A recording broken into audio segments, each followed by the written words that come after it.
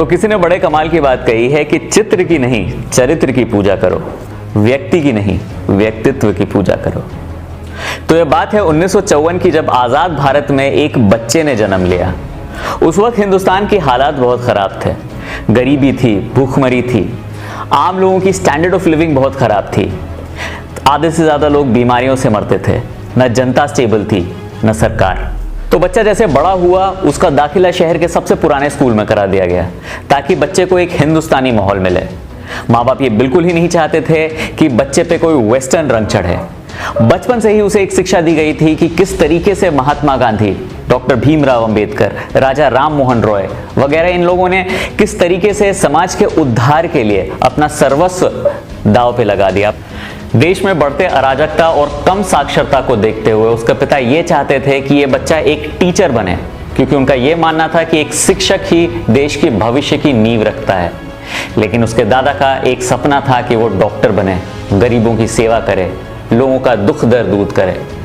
लेकिन इस बच्चे के भविष्य के फैसले की जिम्मेदारी पिता और दादा ने इसके ऊपर ही छोड़ रखी थी।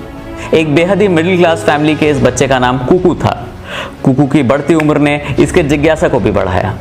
उसने बचपन से ही महात्मा गांधी, स्वामी विवेकानंद और डॉक्टर भीमराव अंबेडकर जैसे हस्तियों में रुचि लेनी शुरू कर दी थी। एक दिन की बात है, स्कूल से लौटते वक्त इसने सड़क पर बैठे एक भिखारी को देखा। भिखारी को पोलियो हुआ था, उसे सड़क पार करनी थी। इसे बहुत दया आई, उसने मदद को कदम आगे बढ़ाया।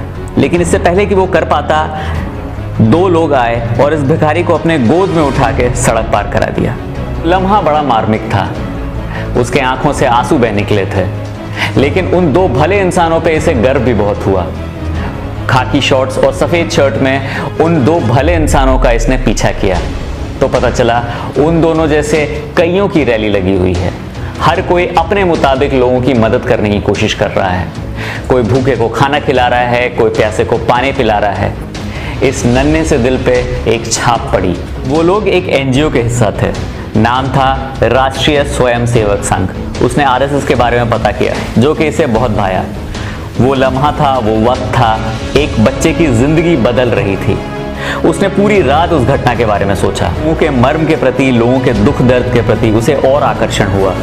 उसने ठान लिया था कि उसे समाज से जितना कुछ मिला है उससे कहीं ज्यादा उसे वापस लौटाना है। एक दिन उसने अपने माँ से कहा कि मुझे हाथों से सिला एक खाकी शॉर्ट्स और एक सफेद शर्ट चाहिए।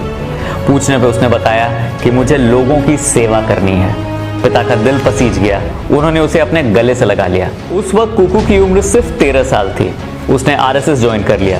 एक बड़े शहर में रहने के बावजूद भी शहरीकरण ने उसे नहीं छुआ था। उसने दिन रात मेहनत चालू कर दी। पढ़ाई में उसे बहुत मन लगता था और वो बहुत होनहार भी था। उसने 10th पास करी।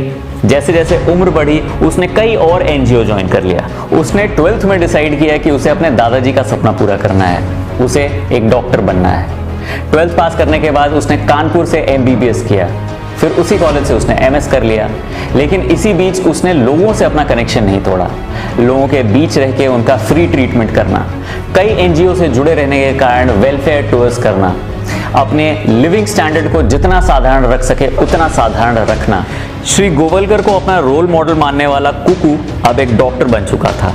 अपनी साफ सुथरी इमेज और लोगों की भलाई को सबसे ज्यादा प्रायोरिटी देने वाले कुकू को स्टेट मेडिकल एसोसिएशन ने कई सारे प्रोजेक्ट दिए, जिसे इसने बखूबी निभाया, जिसके कारण उसे स्टेट मेडिकल एसोसिएशन का चेयरमैन बनाया गया। अपनी रिस्पॉन्सिबिलिटी से कभी ना पीछे हटने वाले कुकू ने अपनी सीमाएं बढ़ाने की सोची, एक बड़े समाज की एक बेहतर रचना के लिए।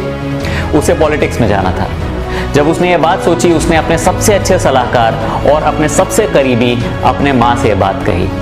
माँ को एक डर था कि राजनीति के इस दलदल में कहीं उसके बेटे के पांव न फंस जाएं। माँ ने अपने बेटे को बोला कि इस राजनीति के चक्कर में अपने मेडिकल करियर को दांव पे मत लगाना। लोगों के बीच काफी पॉपुलर रह चुके कुकू ने स्टेट लेजिस्लेटिव असेंबली में अपने लिए एक जगह बना ली। वो वक्त था 1993 का। 1994 में स्टेट गवर्नमेंट ने एक पल्स पोलियो प्रोग्राम लॉन्च किया।